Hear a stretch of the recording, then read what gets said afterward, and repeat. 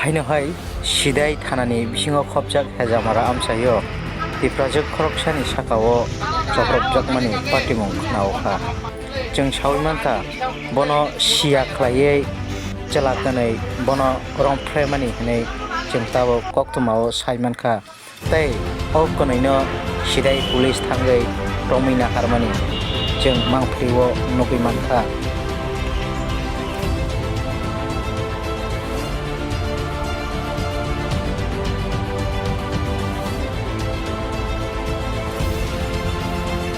কালকা হেরা সেটা করছে কিটা না করছে কইরা সেরা সারা দুনিয়া ঘুরাইছে না ওষুধ খাওয়াইছে না ট্যাবলেট দিছে আমি কেমন কইতাম আমার মায়া যে বেকুল কইতো আমার মায়া যে একটু বেকুল কোন কথা না এখন কি পুলিশে অভিযোগ জানাইছেন পুলিশে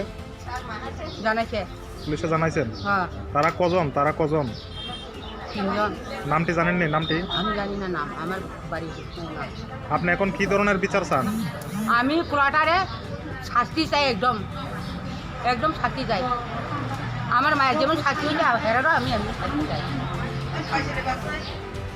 আজকে মঙ্গলবার দুপুর 1টার সময় আমরা সিদাই থানাতে খবর পাই যে দুইজন লোককে আটক করে রাখা হয় চালতাবাড়ি থানা সিদাই।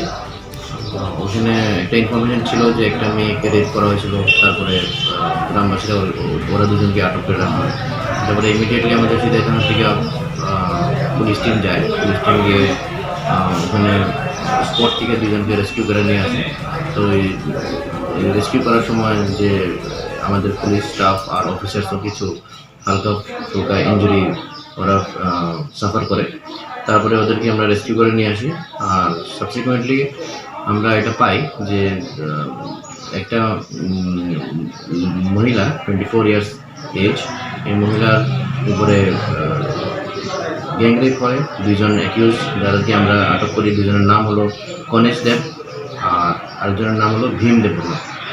এরা দুজনকে আমরা আটক করি আর সিদাই থানাতে করে একটা স্পেসিফিক কেস 376D IPC তহত একটা মামলা দর্জ করা হচ্ছে আর ফার্দার ইনভেস্টিগেশন এখন প্রসেস চলছে।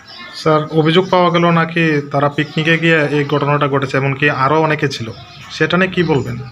এখন আমরা যে প্রাইমারি ফেসি যে ইনফরমেশন আমরা পেয়েছি, প্রাইমারি ফেসি আমাদের প্রিলিমিনারি ইনভেস্টিগেশনে যা আমরা পেয়েছি, এটা আমাদের ওরা দুজনের নাম এসছে, কিন্তু ইনভেস্টিগেশন এখনও চলছে। যদি ফার্দার আরও কোনো কারোর ইনভলভমেন্ট পাওয়া যায় তাহলে আমরা প্রপার লিগ্যাল অ্যাকশন আমরা নেব। স্যার, যে গ্যাংরেপ ঘটনাটা এটা কি মানে আজকেরই না গতকালকে রাত্রে?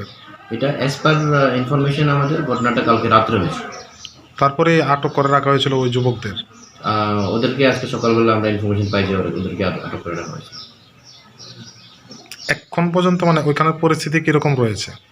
ওখানের পরিস্থিতি, পুলিশ যখন ওখান থেকে রেস্কিউ করে নিয়ে আসতে চেষ্টা করে তখন একটু একটা law and order situation briefly start হয়েছিল, কিন্তু রেস্কিউ করে নিয়ে আসার পরে যখন পুলিশ ওখানে গিয়ে কাউন্সেলিং করে, তারপরে টিমকে আমরা নিয়ে আসি। স্পেসিফিক মামলা যখন আমরা দায়ের করি, গ্র্যাজুয়ালি এরিয়ার সিচুয়েশনটা পিসফুল হয়ে গেছে। তারা কি এমনিতে লিখিত কোনো অভিযোগ জানিয়েছে? তারা রিটার্ন একটা কমপ্লেন দিয়েছে, যেটার মূলে এফআইআরটা হয়েছে।